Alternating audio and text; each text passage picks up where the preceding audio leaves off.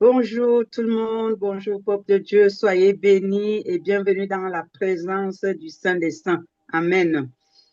Ce matin, nous allons parler de la justice de Jésus-Christ. Amen. La justice de Jésus-Christ qui nous libère, qui nous rend libres, parce qu'il est celui qui est venu donner la vie et la vie en abondance. Amen. Donc, nous allons parler de sa justice. Je pense que le Seigneur se rend compte que beaucoup de ses enfants ne comprennent pas ce qu'on appelle la justice de Jésus-Christ envers nous, ses élus, envers nous, ses enfants. Les gens ne comprennent pas ce mot justice de Jésus-Christ. Ils pensent à la justice des hommes, hein, qui fait en sorte que quand deux personnes ont un problème, ils s'en vont plaider chez le procureur et ainsi de suite, ainsi de suite. Ce n'est pas de ça qu'il s'agit. Bien sûr que c'est ça, mais c'est sous une autre forme que nous allons détailler ce matin. Que le Seigneur nous accorde la grâce et qu'il dispose vos cœurs, qu'il vous donne la révélation. Amen. De ce qu'on appelle la justice de Jésus-Christ.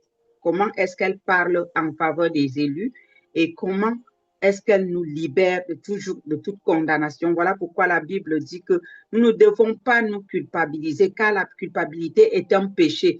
C'est prouver son ingratitude ou alors son incrédulité envers la parole de Dieu. La culpabilité n'est pas une bonne chose. Nous sommes justifiés. Amen.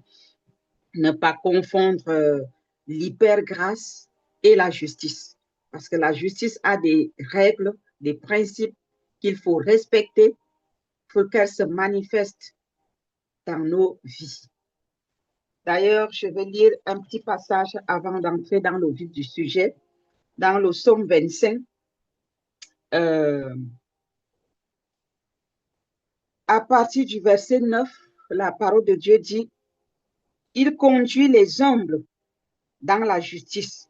Il enseigne aux humbles sa voie. » Qui? Dieu. Il conduit qui? Il conduit les humbles dans la justice. Ça veut dire que cette justice-là n'est pas pour tout le monde. Il conduit pas tout le monde dans cette justice. Il conduit ceux qui sont humbles de cœur. Il conduit les humbles dans la justice. Il enseigne aux humbles sa voie. Il faut être enseignable. Quand on est humble, on devient aussi enseignable. Verset 10 nous dit, tous les sentiers de l'Éternel sont miséricorde et fidélité. Tous ces sentiers sont miséricorde et fidélité. Pour ceux qui gardent son alliance et ses commandements, c'est à cause de ton nom, ô Éternel, que tu pardonneras mon iniquité, car elle est grande. Amen. Nos péchés sont énormes, nos péchés sont grands, mais la justice de Jésus-Christ est plus puissante, plus grande que nos iniquités. Mais il nous faut beaucoup d'humilité pour reconnaître devant la face de Dieu que nous sommes pécheurs, que nous avons mal agi. Parce que l'être humain a tendance à vouloir justifier son péché. Nous avons l'art nous des chrétiens, nous avons l'art de justifier nos péchés. Ah oui, je dis à tous les degrés, que ce soit les brebis, que ce soit les serviteurs et servants de Dieu, les leaders, c'est tout le monde qui veut justifier son péché. N'allons pas plus loin, regardons tout ce qui se passe sur la toile ces jours-ci. Il y a des chrétiens qui soutiennent le péché, y compris c'est lui-même qui a commis l'erreur. La repentance est très difficile pour ceux qui ne sont pas humbles. Il faut beaucoup d'humilité pour accepter de se repentir. Mais quand tu as compris que c'est la clé, c'est le chemin du salut, ça ne devient plus difficile. Au contraire, tu prends plaisir à aller vers Dieu, lui dire, papa, comme tu vois là, voilà ce que j'ai fait, voilà ce que j'ai fait, voilà c'est ce que Dieu aime. Et il approuve les cœurs qui lui sont humbles.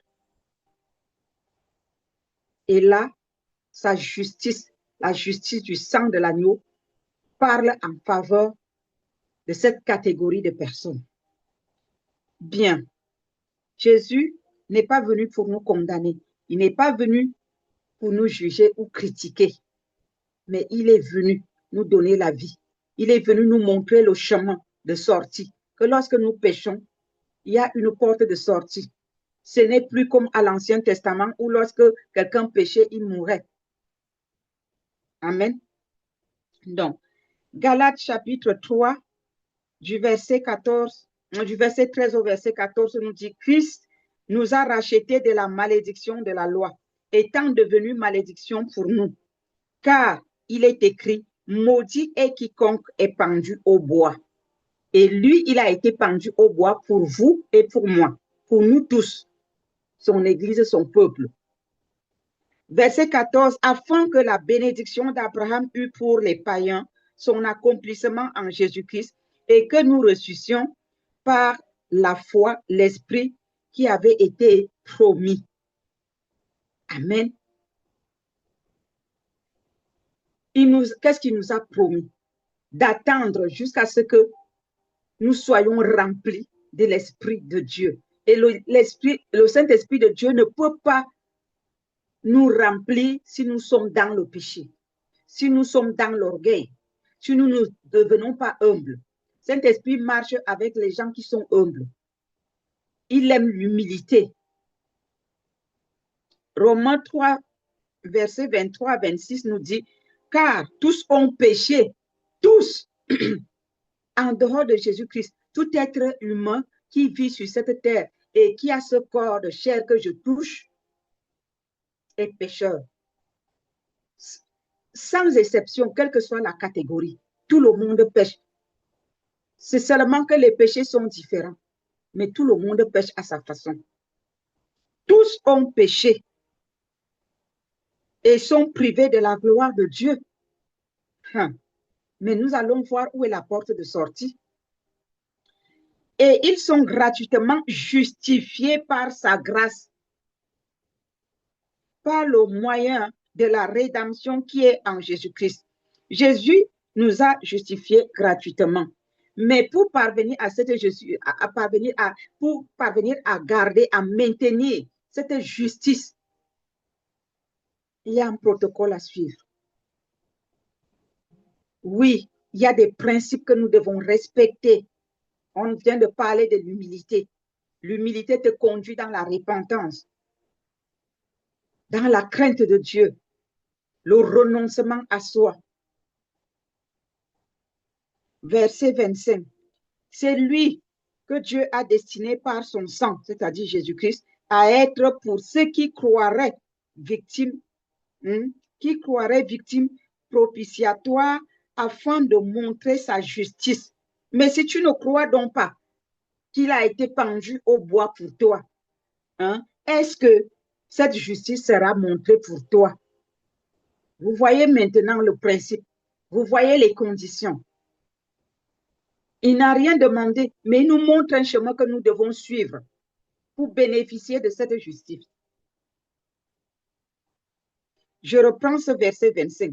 C'est lui que Dieu a destiné par son sang à être pour ceux qui croiraient victimes propitiatoires, afin de montrer sa justice, parce qu'il avait laissé impunis les péchés commis auparavant au temps de sa patience, afin, dis-je. Faut croire que Jésus a pris tes fautes. Et si tu crois que Jésus a pris ton péché à la croix de Golgotha, la condition qu'il te pose, c'est que mon enfant vient à moi. Tu as au ciel un avocat défenseur. Viens me dire ce que tu as fait. Et je veux plaider ta cause. Mais quand tu ne vas donc pas lui dire ce que tu as fait, tu te mets à te quereller avec les gens. Tu te mets à discuter, à justifier ton péché. Est-ce que Jésus sera encore utile pour toi? Est-ce que sa justice parlera en ta faveur? Je ne crois pas. Dieu ne ment pas dans sa parole. Ce qu'il dit est vrai. Verset 26.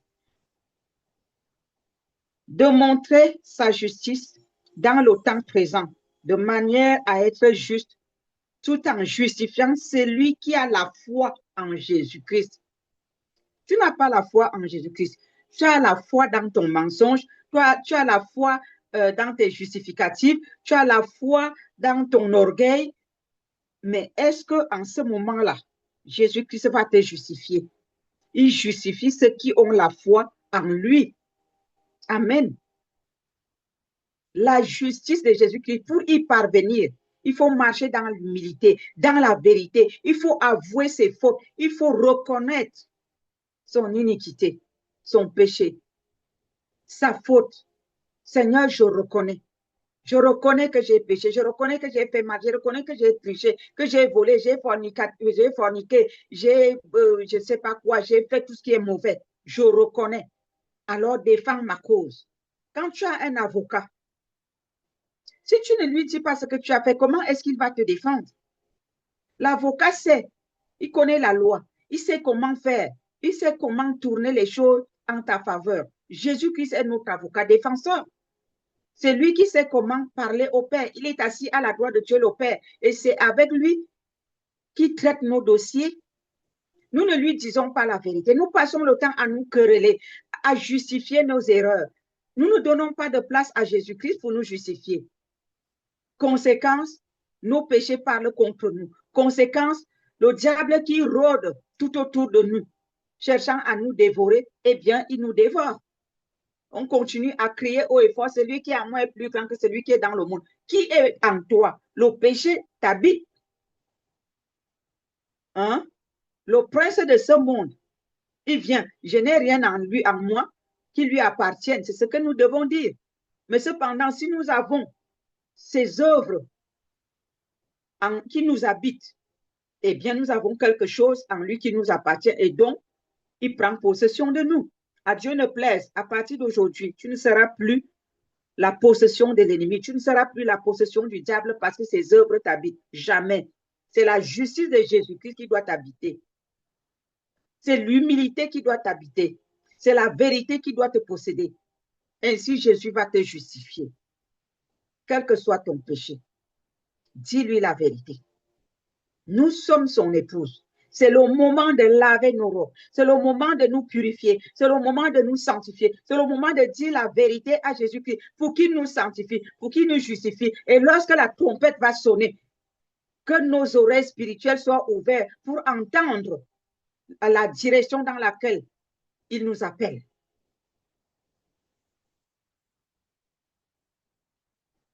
Ce n'est pas lorsque la trompette va sonner, on va commencer à regarder qu'est-ce que j'ai fait de mauvais. Le Seigneur, pardonne-moi, c'est trop tard. C'est maintenant.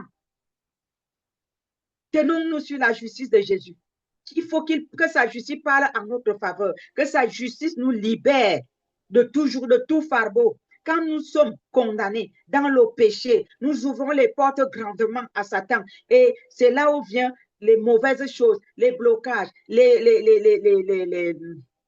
les non-accomplissements, les accusations, les fausses accusations, la souffrance et tout ce que vous voulez. Quand notre vie ne va pas bien, rentrons en nous-mêmes, mettons-nous à genoux, demandons pardon à Dieu, racontons-lui notre vie, demandons pardon pour ce que nous avons fait. Dieu ne veut pas notre mort, mais il voudrait notre repentance. Chers frères et sœurs, serviteurs, servantes de Dieu, cette parole, devant Dieu, nous sommes tous pareils. Devant Dieu, nous sommes juste ses enfants. Il n'y a pas de titre. Donc, humilie-toi, quel que soit l'archibishop ou que tu es, je ne sais pas quoi. Humilie-toi, tout comme moi, tout comme les autres, les nés de nouveau, tout le monde. Humilions-nous pour que la justice de Jésus-Christ parle en notre faveur. Sa justice est venue nous rendre libres. Acceptons de prendre cette liberté. La justice de Christ nous libère de toute malédiction, connue ou non connue.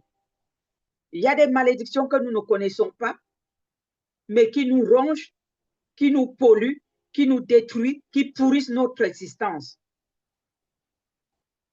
Mais si nous reconnaissons nos fautes, Jésus-Christ va nous justifier et l'ennemi ne viendra plus nous accuser et nous ne serons plus condamnés. Alléluia. Romains chapitre 4, verset 25 dit, lequel a été livré pour nos offenses, qui Jésus-Christ, lequel a été livré pour nos offenses et est ressuscité pour notre justification. Jésus-Christ est ressuscité pour notre justification. Il est ressuscité pour que nous soyons justifiés. Amen. Il est mort pour nos péchés. Il est ressuscité pour notre justice. Pour que vous et moi, nous soyons libres de toute accusation, de toute condamnation, de tout jugement, de toute conséquence de péché. Ah, si tous les chrétiens comprenaient ce que signifie la justice de Jésus, personne ne cacherait son péché à Jésus.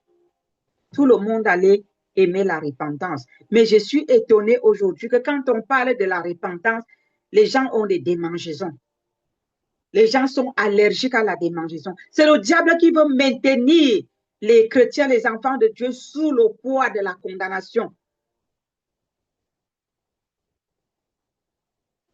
Tel ne sera pas votre cas, vous qui me suivez aujourd'hui et ceux qui me suivront en différé.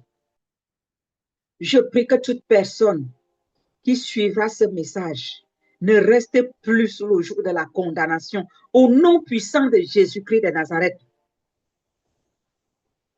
Que l'humilité fasse partie de vous-même. Que Dieu vous donne aujourd'hui des cœurs d'humilité, des cœurs repentants, des cœurs qui font confiance à Jésus-Christ pour sa justice. Amen. Matthieu 26, 28 nous dit, car ceci est mon sang. C'est Jésus qui parle. Car ceci est mon sang, le sang de l'alliance qui est répandu pour plusieurs, pour la rémission des péchés. Pour la rémission des péchés. Son sang a été répandu pour la rémission des péchés. Amen. Le sang de Jésus-Christ a été répandu pour la rémission des péchés. Ce sang-là n'a pas coulé pour rien. Ce sang-là a coulé pour vous et pour moi. Ce sang-là a coulé pour nos péchés. Ce sang-là a coulé pour nous justifier, pour nous libérer de tout jugement, de toute condamnation. Parce que lorsqu'on pêche, on rentre sous la condamnation du diable. Et là, il a le droit de faire de nous ce qu'il veut. Mais lorsque nous dévoilons notre péché, nous l'avouons, nous disons à Jésus ce que nous avons commis comme péché, Satan perd son pouvoir.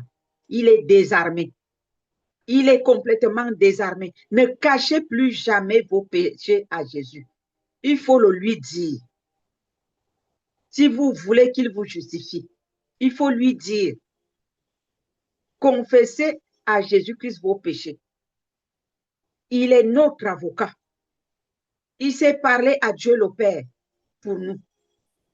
Et quand l'ennemi vient nous accuser, Jésus se lève et dit, voilà, mon enfant m'a déjà tout dit. Tout ce que tu me racontes là, je connais et même mieux que toi. Et il a la bouche fermée. La Bible dit de résister au diable, il fuira loin de nous. Résistons-lui avec la vérité. La vérité libère. Il faut résister au diable avec la vérité. Quand on met les choses dans la lumière, les ténèbres sont dissipées.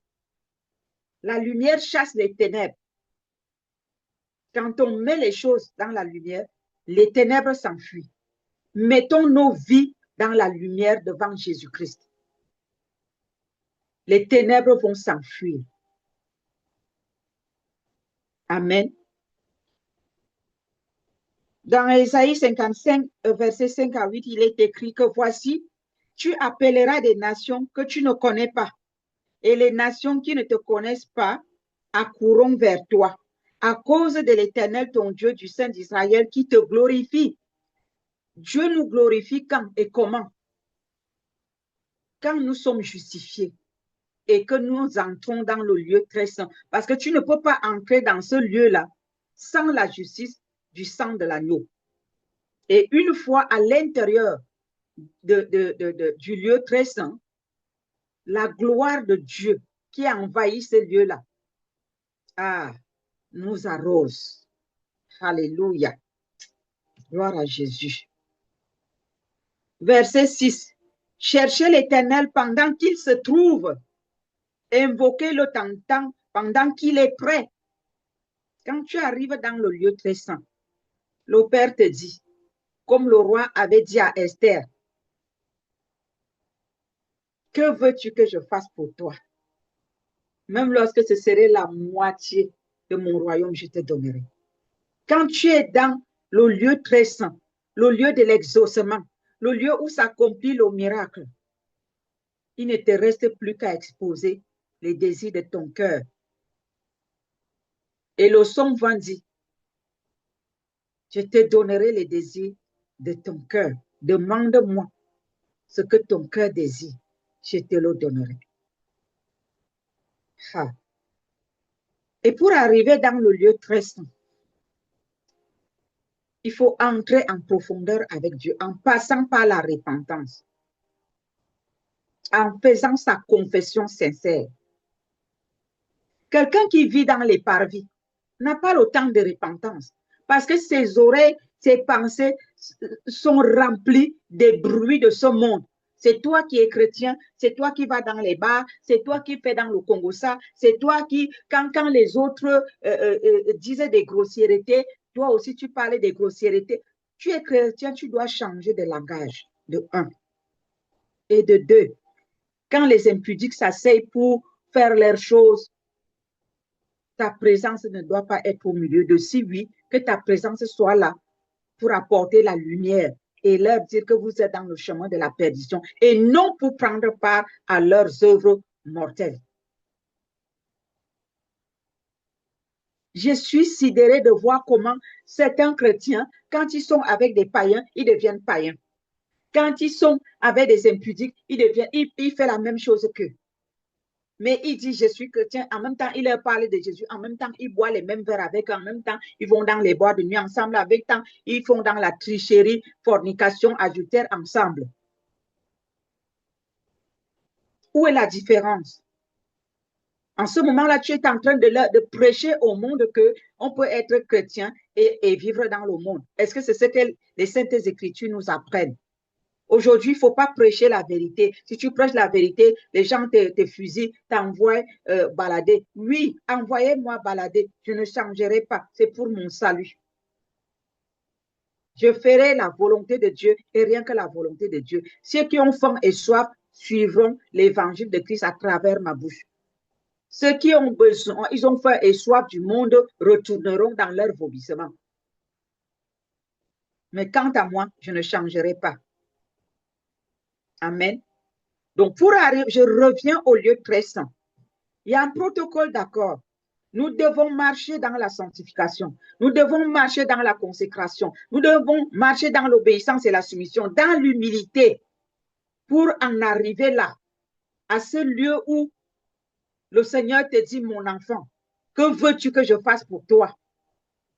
Le lieu très saint n'est pas pour tout le monde, n'est pas pour les impudiques, n'est pas pour arriver à ce lieu.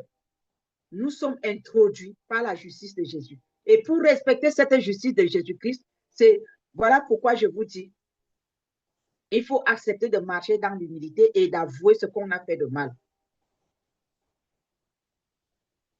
Il ne nous demande pas de payer une caution pour bénéficier de sa justice, mais tout simplement de lui dire la vérité, de marcher dans l'humilité. Amen. En ce moment-là, il te dit, quand tu arrives dans ce lieu-là, il te dit que tu appelleras des nations que tu ne connais pas. Et les nations qui ne te connaissent pas accourront vers toi. À cause de l'Éternel, ton Dieu, du Saint d'Israël, qui te glorifie. La gloire de Dieu se trouve où? Dans le lieu très saint. Et c'est là où il te glorifie. Et pour avoir accès, il faut passer par la justice de Jésus. Parce que par vous-même ou par nous-mêmes, nous ne pouvons pas avoir accès. Parce que nous vivons sous un corps de chair qui est condamné au péché. Mais introduit à l'intérieur de Jésus-Christ, son sang parle en notre faveur. Dieu nous voit à travers Jésus. Il ne nous voit plus personnellement. Il nous voit à travers son Fils, le Saint des Saints, qui n'a pas de péché, qui n'a pas ce corps de chair. C'est par là qu'il nous voit. Jésus dit, voilà ma fille Ruth, voici mes mains qui ont été percées. Regarde, mon crâne a été percé par une couronne d'épines. Regarde mes pieds, mes côtes, c'est pour elle, c'est pour son péché. Elle m'a tout dit. Je l'ai justifiée, j'ai payé le prix. Elle n'est plus condamnée, j'ai versé mon sang pour elle.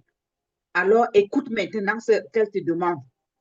La gloire de Dieu se lève dans le saint lieu, dans le Saint des Saints, le lieu très saint.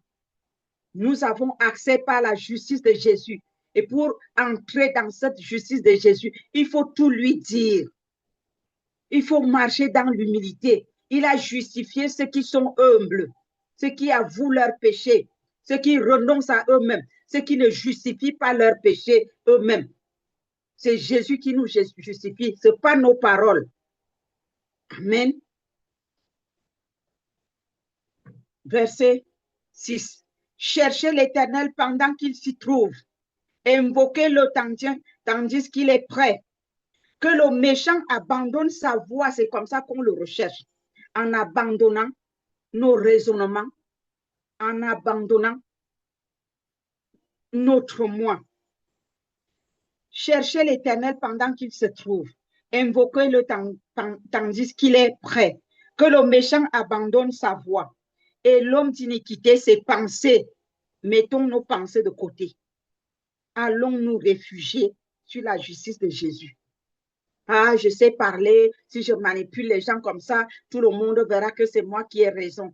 Oui, les hommes te donneront raison, mais Dieu connaît la vérité, mon frère, ma soeur. On ne peut pas se cacher, on ne peut pas mentir Dieu. Je vais manipuler en disant, il y a des gens, ce n'est pas difficile. Dans ce monde, j'ai remarqué, dans ce monde, la plupart, l'être humain en général, quand l'être humain te dit, je n'aime pas le mensonge, il faut savoir que c'est le plus grand menteur. C'est-à-dire, ce qui te brandit au nez, c'est le contraire de ce qu'il fait. L'être humain est comme ça. Je pense que c'est la nature du péché qui entraîne l'humain à se comporter ainsi. Mais lorsqu'on est de nouveau, nous devons abandonner ça. La Bible dit que votre oui soit oui, que votre non soit non. Nous ne devons plus continuer dans la maison de Dieu à promouvoir notre ancienne vie, à montrer l'image de ce que nous ne sommes pas. Nous ne pouvons pas changer. Si nous mentons et nous passons le temps à dire aux gens, ah, moi, je déteste le mensonge, je n'aime pas mentir, j'aime dire la vérité. Non, allons dans le lieu secret. Allons prier là-bas et dire à Dieu, aide-moi à abandonner le péché. Et devant les gens, ne mentons pas pour dire que, ah, moi, je n'aime pas le péché, alors que je n'aime pas le mensonge, alors que tu vis dans le mensonge. Quand tu camoufles, tu caches les ténèbres, mais tu les fais prospérer en ton sang. Il vaut mieux fermer sa bouche et aller l'ouvrir devant Dieu, à genoux, pour rechercher sa délivrance. Ce n'est pas en voulant manipuler les gens autour pour dire je n'aime pas ceci, je ne fais pas cela, alors que tu es en plein dedans. Tu ne peux pas être délivré. Tu ne peux pas. Si tu veux être délivré de quelque chose, arrête de mentir dessus parce que tu alimentes ton péché par le mensonge. Mon frère, ma soeur, tu ne t'en sortiras pas. Tu ne fais que arroser. Et le mensonge là va grandir, grandir, grandir jusqu'à t'exterminer. La justice de Jésus nous amène à dire la vérité, nous amène à confesser et nous amène à avoir la crainte de Dieu pour avoir accès au lieu très saint et recevoir l'exaucement. C'est ainsi qu'on se rapproche de Dieu et nous recevons la promesse qui nous est donnée. Nous sommes toujours dans Ésaïe 55, versets 5 à 8. Je veux lire le verset 7 qui dit « Que le méchant abandonne sa voie et l'homme d'iniquité ses pensées, qu'il retourne à l'Éternel, qui aura pitié de lui, à notre Dieu qui ne se lasse pas de pardonner. Nous devons retourner à l'Éternel, notre Dieu, à genoux. Seigneur, j'ai mal fait, j'ai mal agi. Voilà ce que j'ai fait. J'aimerais abandonner cela. Aide-moi par ton Saint-Esprit. Aller reconnaître, pas venir dire, montrer aux gens qu'on est contre le mensonge alors qu'on le pratique. C'est devant Dieu qu'on doit montrer qu'on est contre le mensonge, en avouant. Ce n'est pas en voulant donner une image de ce qu'on n'est pas. Dieu déteste le mensonge. Et ça s'appelle la manipulation devant les gens. Venir manipuler les gens pour qu'on pense que non, telle chose-là, non, non, quand on parle de ça, ce n'est pas elle, ce n'est pas lui. Hein. Alors qu'au fond, tu nages dedans. Tu ne peux pas t'en sortir. Tu habilles ton mensonge, tu le mets au chaud, comment il va s'enfuir? Nous voulons bénéficier de la justice de Jésus. Soyons vrais. Verset 8. Car mes pensées ne sont pas vos pensées. Car mes pensées ne sont pas vos pensées. Et vos voix ne sont pas mes voix, dit l'Éternel. Nos voix de manipulation, là, nous voulons nous justifier devant les gens avec nos propres paroles. Non, c'est Jésus qui nous justifie. Ce n'est pas nos paroles. C'est Jésus qui nous justifie. Et comment il nous justifie? Quand on lui dit la vérité, il devient notre avocat défenseur. Il nous défend. Il défend notre cause. Sans parler, est-ce que vous savez que quand vous partez vous justifier à genoux là, devant Dieu, dans la repentance, c'est Dieu qui lui-même qui va attirer l'attention des gens sur toi et les gens autour de toi vont commencer à dire que telle personne que vous voyez ne marche pas dans le mensonge. Tu n'as rien dit, hein? Les gens vont observer et c'est le Seigneur qui va les pousser à témoigner.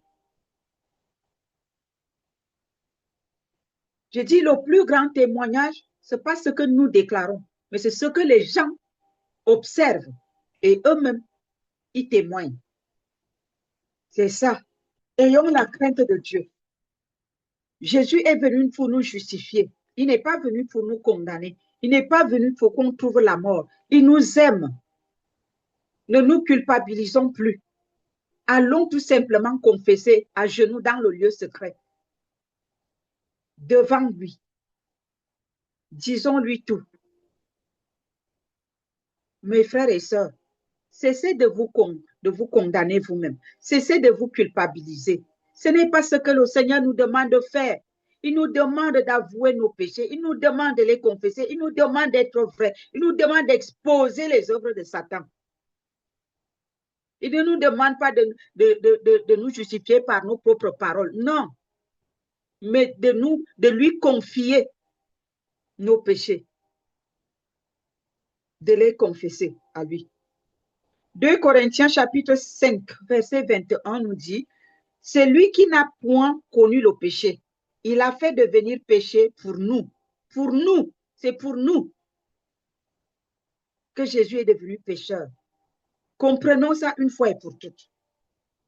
Afin que nous devenions en lui justice de Dieu. Alléluia. Ah.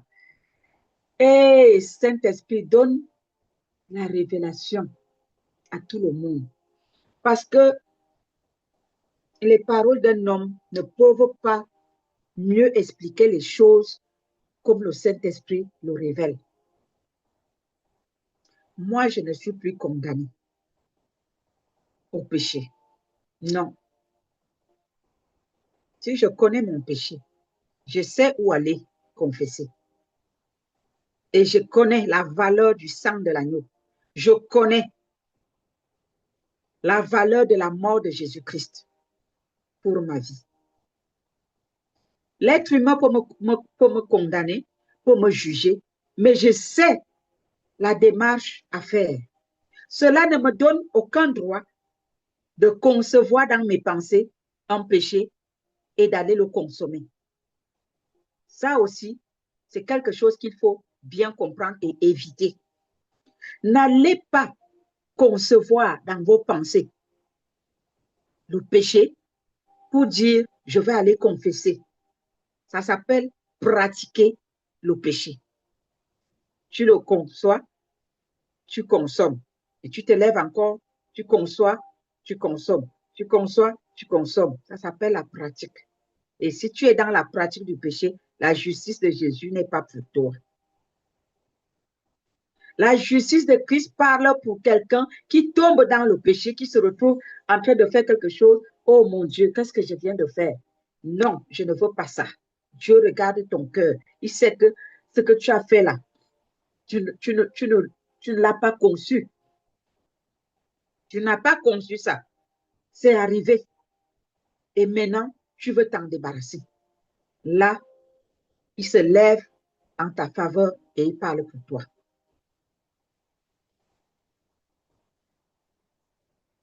Il est mort pour que nous devenions en lui justice de Dieu. Devant Dieu, Jésus-Christ va parler en ta faveur, en ma faveur, parce que nous sommes tombés dans un péché qu'on a confessé. Et comme il ne veut pas de notre mort, Jésus est déjà mort à notre place, eh bien, Dieu n'a plus d'autre solution que de nous exaucer. Nous devenons purs devant lui par Jésus-Christ. Nous sommes purs devant Dieu par Jésus-Christ, à condition qu'on dise tout à Jésus et à condition qu'on marche dans l'humilité. C'est Jésus-Christ le boss, pas nous. Nous ne pouvons pas nous tenir devant Dieu sur ce corps de chair pour aller justifier nous-mêmes nos péchés. Nous sommes sales. Mais par Jésus-Christ, oui, nous sommes purs. Éphésiens 5, verset 2 à 5 nous dit, et marchez dans la charité à l'exemple de Christ qui nous a aimés et qui s'est livré lui-même à Dieu pour nous comme une offrande et un sacrifice de bonne odeur. Ah oui, Christ est un sacrifice de bonne odeur pour nous devant Dieu. Dieu a approuvé son sacrifice pour vous et pour moi. Et pour cela, écoutez la suite. Jésus s'est sacrifié pour nous. Il ne va pas refaire ce sacrifice pour la deuxième fois. Il l'a fait pour nos péchés. Et nous devons respecter l'acte qui a été posé. Écoutez maintenant. Verset 3. Que l'impudicité, qu'aucune espèce d'impureté et que la cupidité ne soit pas même nommée parmi vous, ainsi qu'il convient à des saints. Ça veut dire que si ça arrive, cours vite, raconter à Jésus ce que tu as fait. Vite, débarrasse-toi de ça. Parce que si c'est caché en toi, la justice de Christ ne va pas parler en ta faveur.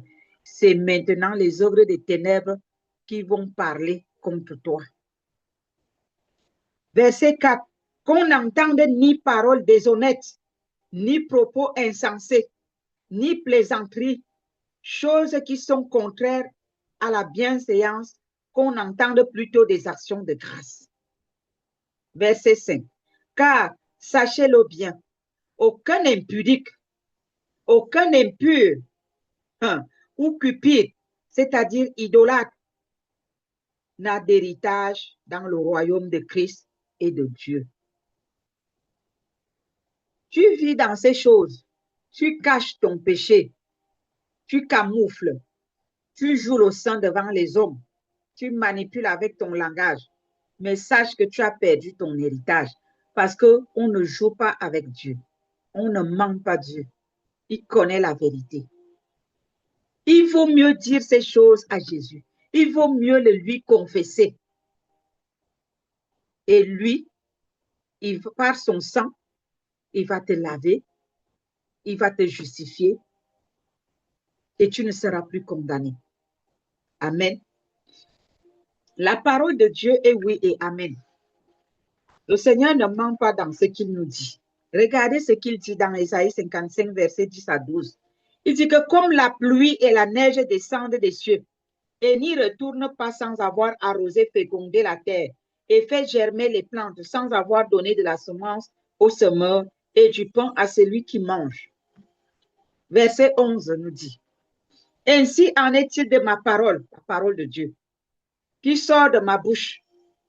Elle ne retourne point à moi sans effet, sans avoir exécuté ma volonté et accompli mes desseins. Quand Dieu promet, il le réalise. Et quand il le réalise, regardez le verset 12 nous dit, oui, vous sortirez avec joie, c'est-à-dire quand tu obéis à ses instructions, quand tu es dans le sang des saints, quand tu es justifié.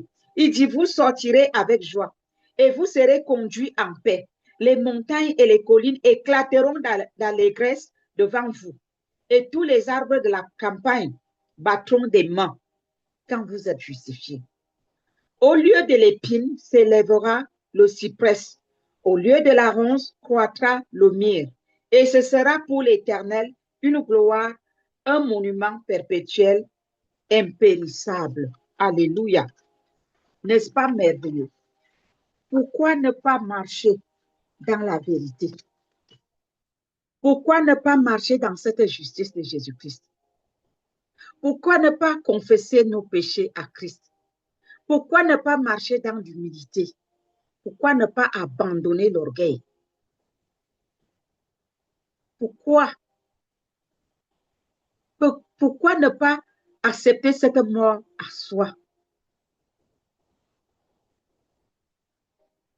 Le livre de Tite, chapitre 2, verset 14, nous dit que Christ qui s'est donné lui-même pour nous, afin de nous racheter de toute iniquité et de se faire un peuple qui lui appartienne. Christ n'est pas mort pour rien. Son sang n'a pas coulé pour rien. C'est pour que nous lui appartenons. Jean 17 nous dit quoi? Il dit qu'il ne prie pas pour tout le monde. Il prie pour ceux-là qui ont reconnu qu'il est le Fils de Dieu et qu'il est mort pour leurs péchés. C'est pour eux que je prie. Je ne prie pas pour tout le monde. Il le dit. Il est clair. Tu veux que Christ, sa justice parle pour toi? Confesse-lui tes péchés. Abandonne tes voies. Il s'est donné lui-même pour nous, afin de nous racheter de toute iniquité et de se faire un peuple qui lui appartienne, purifié. Le peuple qui lui appartient, purifié par lui et zélé pour les bonnes œuvres. C'est ça. Sorti de l'impudicité, sorti du mensonge, sorti de l'hypocrisie, surtout l'hypocrisie dans le milieu chrétien. Je t'aime, mon frère, je t'aime. Ah, c'est mon daddy, c'est ma momie. Ah, c'est ma moum, c'est ma ceci. 2 minutes, tu as le couteau en main pour poignarder. Où est cet amour? L'hypocrisie. Sortez de l'hypocrisie, peuple de Dieu. Nous sommes justifiés par la mort de Jésus. Clouons à la croix les œuvres des ténèbres et marchons dans la lumière. La justice de Jésus-Christ est venue pour nous libérer, pour nous rendre libres. La vérité nous libère. Soyons zélés pour les bonnes œuvres. Soyons zélés pour la justice, pour la transparence, pour la vérité, pour la lumière. Hébreux 7, 26, 27 nous dit que il nous convenait en effet d'avoir un souverain sacrificateur comme lui, saint, innocent, sans tache, séparé des pécheurs et plus élevé que les cieux. Verset 27, qui n'a pas besoin, comme les souverains sacrificateurs, d'offrir chaque jour des sacrifices, d'abord pour ses propres péchés, ensuite pour ceux du peuple, car ceci, il a fait une fois pour toutes en s'offrant lui-même. Donc, il a fait ça une seule fois. Il s'est offert comme un sacrifice de bonne odeur devant Dieu, une seule fois. Il ne va pas le faire pour la deuxième fois. Si toi, tu continues à pratiquer le péché, disant que tu vis dans les pères grâces, Jésus a tout accompli, j'ai une bonne nouvelle pour toi, mon frère, ma soeur. Retiens ça aujourd'hui. tes péchés là que tu cajoles, ton hypergrâce là que tu proclames tous les jours, c'est pour toi, ce n'est pas pour Dieu. Mais pour Dieu, son fils est mort une seule fois. Donc, il ne sera plus mis au bois pour tes péchés parce que tu vis dans l'hypergrâce. Non, il l'a fait une seule fois. Et si tu veux que ça ait de l'impact, que ça ait de la valeur pour ta vie, marche dans l'humilité, confesse tes péchés et abandonne tes mauvaises voies. La justice de Jésus va se lever en ta faveur. Et toi qui les confesses, toi qui les reconnais devant Dieu, ne marche plus dans la culpabilité. Si tu as confessé, tu as dit à Dieu, considère que tu es pardonné. Dieu t'a pardonné. Et pardonne-toi toi-même. Les chrétiens ne savent pas se pardonner eux-mêmes. Dieu nous pardonne. On n'arrive pas à recevoir ce pardon parce qu'on est toujours dans la culpabilité. La culpabilité est un péché. Ça veut dire que tu renies le sacrifice de Jésus à la croix. C'est ce que ça veut dire. Il ne faut plus renier le sacrifice de Christ à la croix. Il faut le reconnaître. Et si tu reconnais que Jésus-Christ est mort à la croix pour tes péchés, considère le pardon que Dieu te donne et pardonne-toi toi-même. Amen. Hébreux 9, verset 12 à 15 dit, « Et il est entré une fois pour toutes dans le lieu très saint, non avec le sang des boucs et des veaux, mais avec son propre sang, ayant obtenu une rédemption éternelle. Car si le sang des taureaux et des boucs et la cendre d'une vache répandue sur ceux qui sont souillés sanctifie et procure la pureté de la chair. » Verset 14. Combien plus le sang de Christ, qui par un esprit éternel s'est offert lui-même sans tache à Dieu, purifiera-t-il votre conscience des œuvres mortes, afin que vous serviez de Dieu, que vous serviez le Dieu vivant.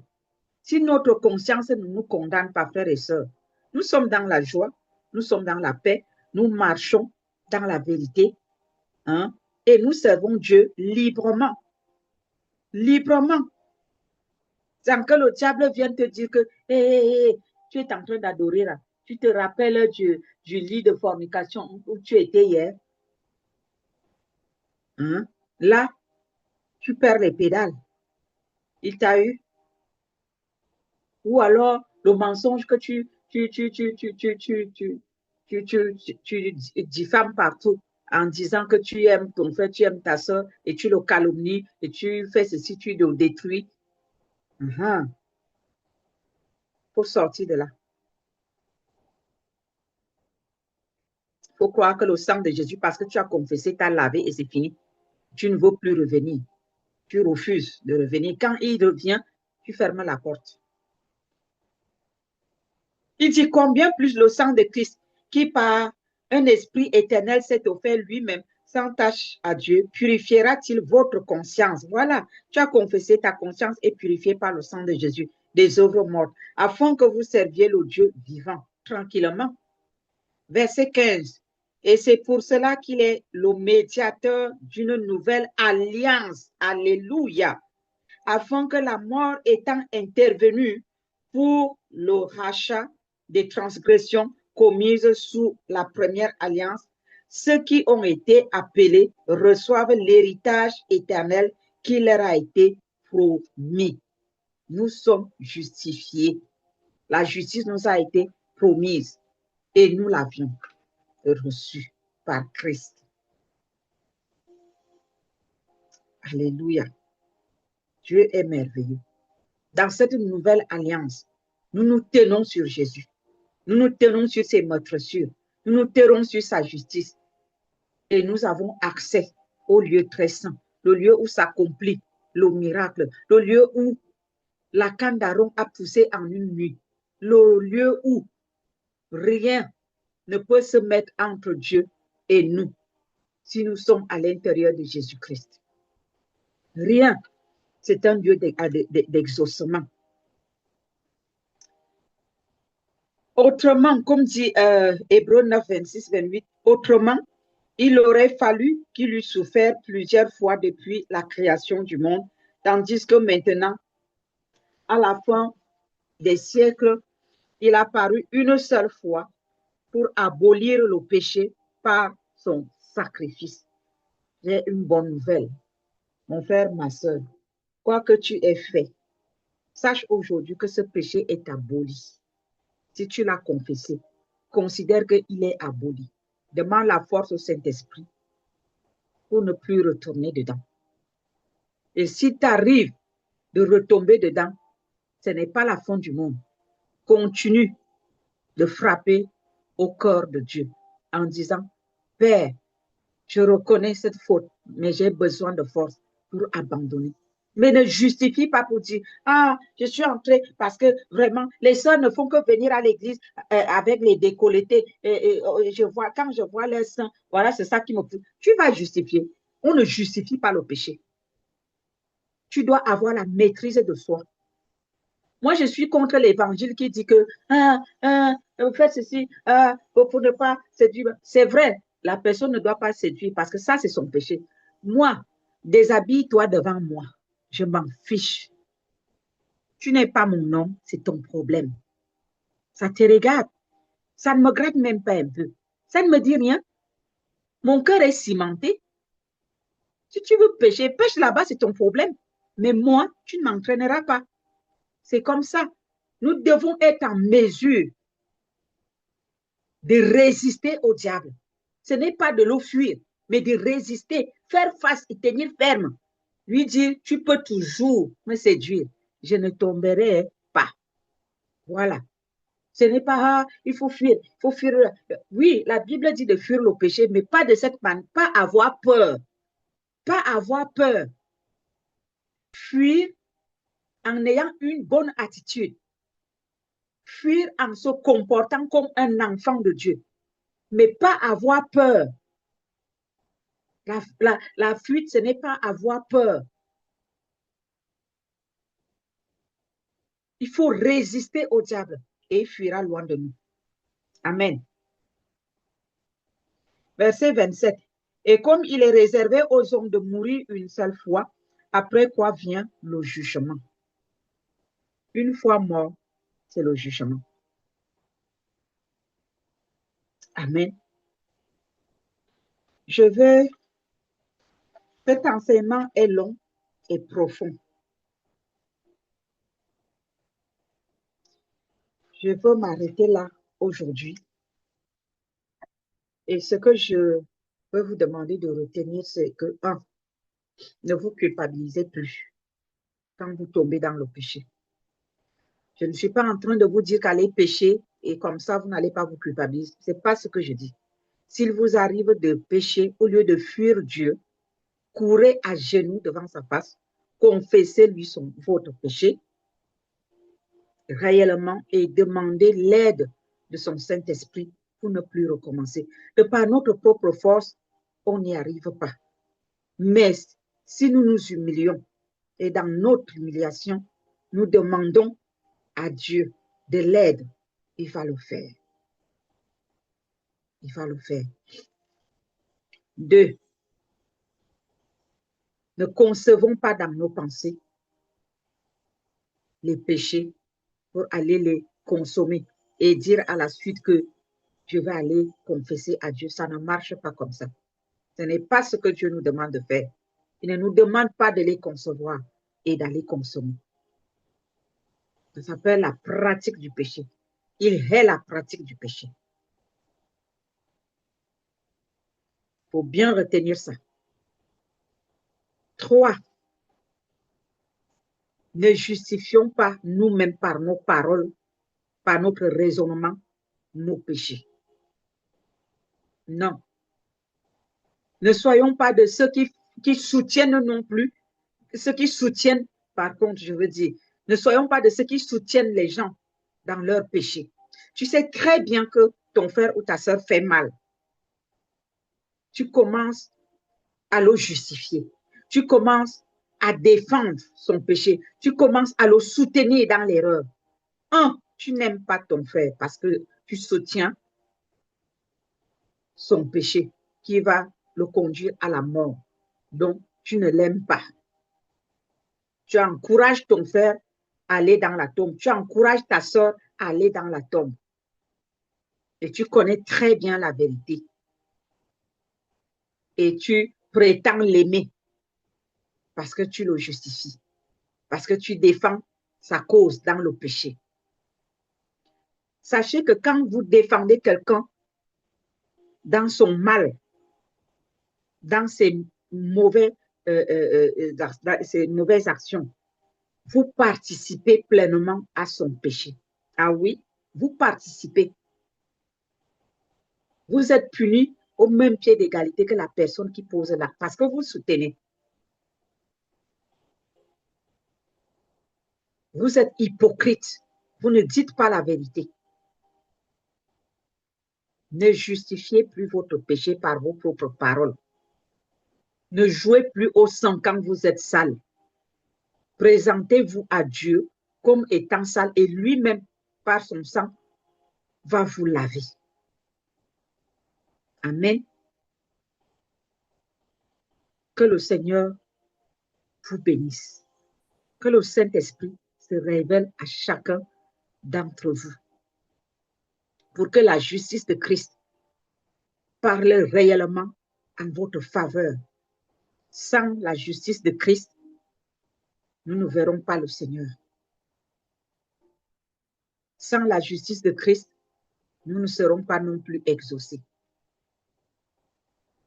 Jésus vient chercher une église qui s'est justifiée par la mort de Christ. Une église qui s'est lavée par l'eau de sa parole, par le sang de Jésus. Une église qui marche sous l'autorité de Christ. Une église qui reconnaît que Jésus-Christ est mort. Il est ressuscité des morts pour elle. C'est cette épouse-là que Jésus-Christ vient chercher. Une épouse qui sera sans tache ni ride par la justice du sang de l'agneau, pas par ses œuvres mortes. Non, mais par la justice de Jésus.